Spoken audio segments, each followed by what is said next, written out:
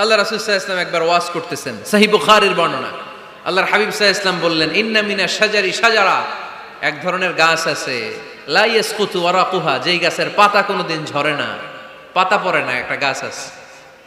মাসালুহা কামাসালিল মুসলিম, এই পাতার দৃষ্টান্ত মুসলিমের দৃষ্টান্ত একই। হাদ্দিসুনি মাহিয়া, দেখি তো কোন সাহাবী বলতে পারে এটা কোন গাছ। আল্লাহর হাবিব বললেন, এমন একটা গাছ আছে যেই গাছের কোনো পাতা ঝরে না। এই পাতার দৃষ্টান্ত, গাছের দৃষ্টান্ত, মুমিনের দৃষ্টান্ত একরকম। ফাহাদ্দিসুনি মাহিয়া, কে আছো বলতে পারো এটা কোন গাছ? কেউ পারে না। সাহাবারা মনে করছে এটা মরুভূমির কোন একটা গাছ হবে। কেউ বাড়ির পাশে যে খেজুর গাছ আছে এটা খেয়াল করে নাই, সবাই চলে গেছে অন্য গাছের দিকে। ক্যাকটাস, গুলমলতা, মরুভূমির রেয়ার যে গাছগুলো আছে, দুর্লভ দুষ্প্রাপ্য গাছগুলো, তারা এক একজন একটার পর নাম বলতে আরম্ভ করলো। আল্লাহ রাসূল সাল্লাল্লাহু আলাইহি ওয়াসাল্লাম বললেন হয় নাই, একজন বলে একটা, আল্লাহর হাবিব বললেন হয় নাই। সবশেষে কেউ যখন পারে না, আল্লাহ রাসূল সাল্লাল্লাহু আলাইহি ওয়াসাল্লাম বললেন, ইন্নাহা আন-নাখলা, এটা খেজুর গাছ। এটা কি গাছ? সবাই বলেন, কি গাছ? খেজুর গাছ। কেউ পারে নাই। ওয়াজ শেষ, নসিহত শেষ, সবাই বাড়ি ফিরে যাচ্ছে। সাইয়েদনা ওমর ফারুক রাদিয়াল্লাহু তাআলা আনহু, উনি ওনার ছেলে আব্দুল্লাহ ইবনে ওমরকে নিয়ে যাচ্ছে। আব্দুল্লাহ ইবনে ওমর হঠাৎ করে বললেন, আব্বা, আল্লাহ রাসূল যখন জিজ্ঞেস করেছিল এটা কোন গাছ, আমি কিন্তু জানতাম এটা খেজুর গাছ, আমি কিন্তু জানতাম। ওমর ফারুক বললেন, বলো নাই কেন? আব্দুল্লাহ ইবনে ওমর বলেন, আব্বা, আপনি পারেন না, আমার চাচা আবু বকর পারে না, মুরব্বী সাহাবারা কেউ পারে না, আমি মাঝখান দিয়ে কেমনে বেয়াদবি করি? সুবহানাল্লাহ পড়বেন না? ওমরে ফারুক বললেন, বলো কি? তুমি যদি আজকে বিশ্বনবীর সামনে উত্তরটা দিতে পারতা, আমার ছেলে উত্তর দিতে পেরেছে, এটা জেনে আমার বুকটা এত বড় হয়ে যেত। ও আব্দুল্লাহ, কেন তুমি বললা না? আজকে কেউ প্রশ্নের উত্তর করতে পারে নাই, তুমি যদি বিশ্বনবীর সামনে দাঁড়িয়ে প্রশ্নের উত্তর করতে পারতা, আমার বুকটা এত বড় হয়ে যেত। কেন বললা না? তুমি বললে আমি বড্ড খুশি হয়ে যেতাম। সুবহানাল্লাহ পড়েন। তার মানে মাঝে মাঝে জুনিয়ররা সিনিয়রদেরকেও হার মানায় দেয়, এরকম আছে না নাই? এজন্য পরামর্শ করবেন, অবশ্যই পরামর্শ করবেন। সাইয়েদনা ওমর ফারুক যখন খলিফা, তিনি মুরব্বীদের মিটিংয়ে একটা ছোট্ট বাচ্চাকে রাখতো, অল্প বয়স্ক এক সাহাবী, ওই সাহাবীর নাম আব্দুল্লাহ ইবনে আব্বাস রাদিয়াল্লাহু তাআলা আনহু। মুরব্বীরা মনে কষ্ট পেলেন, কিরে, এই ছেলের সমান নাতি আছে আমার ঘরে, আমার নাতি আছে, এই ছেলের সমান, এই ছেলেকে কেন রাখে? ওমর ফারুক বললেন, একদিন দেখাই দিব আপনাদেরকে কেন রাখি। ওমর ফারুক একদিন সবাইকে বললেন, ইদা জাআ নাসরুল্লাহি ওয়াল ফাতহ ওয়া রাআইতান নাস ইয়াদখুলুনা ফি দীনিল্লাহি আফওয়াজা, এটা কোন প্রেক্ষাপটে নাজিল হয়েছে আপনারা কে জানেন বলেন তো? এক সাহাবী বললে, এই সূরা দ্বারা বোঝানো হয়েছে আমাদের যখন বিজয় অর্জিত হবে তখন যেন আমরা বেশি বেশি আল্লাহর প্রশংসা করি। ওমর ফারুক বললেন, উত্তর হয় নাই। আরেক বয়স্ক সাহাবী বললেন, আমাদেরকে রব্বুল আলামিন বড় বড় শহর বিজয়ের ব্যাপারে আদেশ দিয়েছে, এই সূরা দ্বারা আমি এটা বুঝেছি। ওমর ফারুক বললেন, হয় নাই। কেউ যখন উত্তর করতে পারে নাই, ওমর ফারুক বললেন, ও আব্দুল্লাহ ইবনে আব্বাস, তুমি এই সূরার ব্যাপারে কি জানো? আব্দুল্লাহ ইবনে আব্বাস বলেন, হুয়া আজালু রাসূলিল্লাহ, এই সূরা দ্বারা বিশ্ব নবীর আগাম মৃত্যুকে বোঝানো হয়েছে। ইদা জাআ নাসরুল্লাহি ওয়াল ফাতহ, নবী হে, যখন বিজয় আসবে, আল্লাহর পক্ষ থেকে সাহায্য আসবে, ওয়ারাআইতান নাস ইয়াদখুলুনা ফি দীনিল্লাহি আফওয়াজা, আপনি দেখবেন দলে দলে বানের পানির মতো লোকজন কালিমার ছাতার নিচে প্রবেশ করতেছে। তো সবাই যখন কালিমা পড়ে মুসলমান হয়ে যাবে, সবাইকে মুসলমান বানানোই ছিল বিশ্বনবীর মিশন। মিশন যখন কমপ্লিট, নবী থাকার পৃথিবীতে আর দরকার নাই। এই সূরা দ্বারা আল্লাহ বুঝিয়েছেন বিশ্বনবী পৃথিবীতে আর বেশি দিন বেঁচে নাই। চিল্লায় বলেন ঠিক কিনা? ওমর ফারুক ডেকে বললেন, আব্দুল্লাহ, মারহাবা, মারহাবান বিকা ইয়া আব্দুল্লাহ ইবনে আব্বাস, ও আব্দুল্লাহ ইবনে আব্বাস, মাশাআল্লাহ তাবারাকাল্লাহ, কেউ সঠিক উত্তর না দিতে পারলেও তুমি সঠিক উত্তর দিয়েছো। তুমি এই সূরার ব্যাপারে যতটুকু জানো আমিও জানি ততটুকু, পড়েন সুবহানাল্লাহ। তুমি সঠিক উত্তর দিয়েছো। এই হাদিসগুলো প্রমাণ করে মাঝে মাঝে জুনিয়ররা সিনিয়রদেরকেও হারিয়ে দেয়। চিল্লায় বলেন ঠিক কিনা? এজন্য মাঝে মাঝে বাচ্চা ছেলেদেরও পরামর্শের দরকার আছে না নাই? ঘরে সুখ নাই, শান্তি নাই, কারণ পরামর্শ করেন না তো। আব্বা আম্মার পরামর্শ নেন, স্ত্রীদের পরামর্শ নেন, ছেলে মেয়েদের পরামর্শ নেন।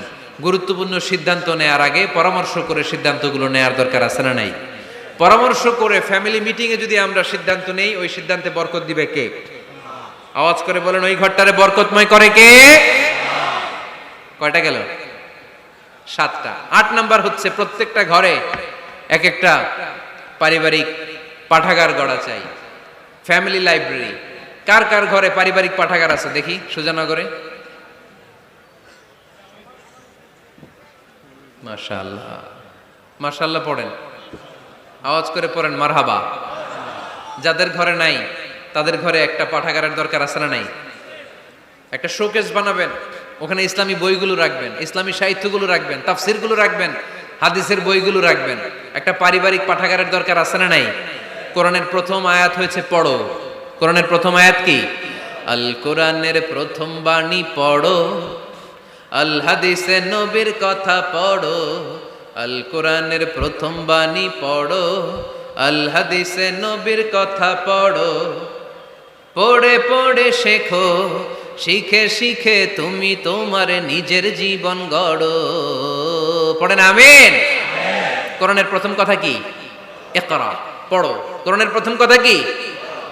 ইকরা বিসমি রাব্বিকাল্লাযী খালাক, খালাকাল ইনসানা মিন আলাক। ইকরা ওয়া রাব্বুকাল আকরাম আল্লাযী আল্লামা বিল কলম আল্লামাল ইনসানা মা লাম ইয়ালাম। পড়েন সুবহানাল্লাহ। পড়ো তোমার প্রভুর নামে যিনি তোমায় শিখিয়েছেন। Read in the name of your Lord who has created. পড়ো, পড়ার কোনো বিকল্প নাই, আপনার পড়তেই হবে। বেঁচে আছেন পড়েন, সুস্থ তো পড়েন, অসুস্থও পড়েন, মরে যাচ্ছেন তখনও পড়েন, পড়তে পড়তে মরেন। ও মিয়া, মরার সময় পড়ার দরকার আছে না নাই? মরার সময় পড়বেন লা ইলাহা ইল্লাল্লাহ মুহাম্মাদুর। এটা না পড়লে হবে? তার মানে মরার সময়ও পড়তে হবে। চিল্লায় বলেন ঠিক কিনা? তাহলে সুখী, সমৃদ্ধ, আলোকিত একটা পরিবার গড়ার 8 নম্বর পয়েন্ট হচ্ছে একটা ফ্যামিলি লাইব্রেরি। প্রত্যেকটা ঘরে শান্ত যেন নেই, যে আমাদের প্রত্যেকের ঘরে আমরা যেন ছোট্ট করে একটা পাঠাগার বানাই। ওখানে যেন বিভিন্ন ধরনের বই, বিভিন্ন ধরনের বইয়ের কালেকশন রাখি। বই কিনুন, বই পড়ুন, প্রিয়জনকে বই উপহার দিন। বই কিনে কেউ কোনোদিন দেউলিয়া হয় নাই, ঠিক কিনা? পড়তে রাজি আছেন তো? এই যে কোরআনের বঙ্গানুবাদ পাওয়া যায় না এখন, কথা বলেন। স্মার্টফোন আছে কার কার দেখি? হ্যাঁ, কারা কারা স্মার্ট দেখি? হাজার হাজার স্মার্ট, মাশাআল্লাহ। এই স্মার্টফোনের ভেতরে আল কোরআন নামে বাংলায় কোরআনের একটা অ্যাপস পাওয়া যায়। কথা বলেন, পাওয়া যায় কি যায় না? আজকে থেকে এই অ্যাপসটা ডাউনলোড করে প্রতিদিন 1 আয়াত, 2 আয়াত, 3 আয়াত করে পড়া শুরু করে দেন। বাঁচতে হলে পড়তে হবে, বাঁচতে হলে জানতে হবে, ঠিক কিনা? এই স্লোগান আমাদেরকে শিখায়। এই স্লোগান তো আল্লাহ, এই স্লোগান দিয়েই তো আল্লাহ কোরআন শুরু করছে। ইকরা বিসমি রাব্বিকাল্লাযী খালাক। বাঁচতে হলে জানতে হবে, বাঁচতে হলে পড়তে হবে, পড়ার কোনো বিকল্প নাই। আওয়াজ করে বলেন ঠিক কিনা? সুজানগরের রায়েরা, মোবাইলের অ্যাপসের ভেতরে আমরা কোরআন রাখতে রাজি আছি তো সবাই? হাদিসের অ্যাপস ডাউনলোড করতে রাজি আছি তো? বাস রাজি আছি, ডাউনলোড করে রেখে দেবো, আর কেউ পড়বো না নাকি? হ্যাঁ, প্রতিদিন একটা আয়াত হলেও যেন আমরা পড়ি। আল্লাহ যা বলা দরকার সব বলে দিয়ে গেছে, নতুন করে আর কিছু বলবে না। আমরা যেন পড়াশোনা করি, আমরা যেন একটা পাঠাগার বানাই। আবারও কখনো আসার সুযোগ হলে আমি জিজ্ঞেস করবো, যদি আমার মনে থাকে, যে আপনাদের পাঠাগার আছে কার কার ঘরে। সেদিন সবার হাত তুলতে হবে। এমনি পারা যাবে তো? আল্লাহ তুমি তৌফিক দাও। এজন্য একা একা সিদ্ধান্ত নেবেন না, নারীদের কাছ থেকেও পরামর্শ নেবেন। আল্লাহর হাবিব সাল্লাল্লাহু আলাইহি ওয়াসাল্লাম নারীদের পরামর্শের গুরুত্ব দিয়েছেন। মাঝে মাঝে জুনিয়রদের পরামর্শ নিতে হয়, ছোট্ট বাচ্চাদের পরামর্শ নিতে হয়। ছোট্ট বাচ্চাদেরকে বোকা মনে করবেন না, ছোট্ট ছেলে মেয়েদেরকে বোকা ভাববেন না, ওদের মাথায় বুদ্ধি আছে। মাঝে মাঝে জুনিয়ররা সিনিয়রদেরকে হারায় দেয়, আছে না নাই? আল্লাহর হাবিব সাল্লাল্লাহু আলাইহি ওয়াসাল্লামের একটা বৈশিষ্ট্য ছিল, তিনি কিছু খেলে খাওয়ার পরে বন্টন করলে কোন দিক দিয়ে করতেন? আওয়াজ করে বলেন না। ডান দিক থেকে। একবার তিনি দুধ খেলেন, দুধ খেয়ে বন্টন করবেন, কিন্তু ডান দিকে দাঁড়িয়ে ছিল একটা ছোট্ট ছেলে, আর বাঁ দিকে মুরব্বী সাহাবারা। আল্লাহর হাবিব সাল্লাল্লাহু আলাইহি ওয়াসাল্লাম এই ছোট্ট ছেলের কাছ থেকে অনুমতি চাইলেন। তার মানে ছোট্টদেরও পরামর্শের দরকার আছে না নাই? আল্লাহর হাবিব বললেন, আতাআযানু লি আন উ'তিয়া হাউলা। আমার স্বভাব হলো খাবার বন্টনের সময় ডান দিক থেকে করি, কিন্তু এখন ডান দিকে তুমি ছোট্ট মানুষ, বাম দিকে বয়স্ক সাহাবারা। তুমি যদি অনুমতি দাও, তোমার আগে বয়স্ক সাহাবাদেরকে দিয়ে আমি খাবার বিতরণ করতে চাই। ছোট্ট ছেলেটা বলল, ইয়া রাসূলুল্লাহ লা উসিরু বিনাসিবি মিনকা হাদান, আপনার এই বরকতের জিনিস আমি অন্য কাউরে দিতে চাই না, আমার ভাগেরটা আমি আগে খাইতে চাই, যেহেতু হিসাবে আমি পাই আমারে আগে দেন, আমি দিব না। সুবহানাল্লাহ পড়েন।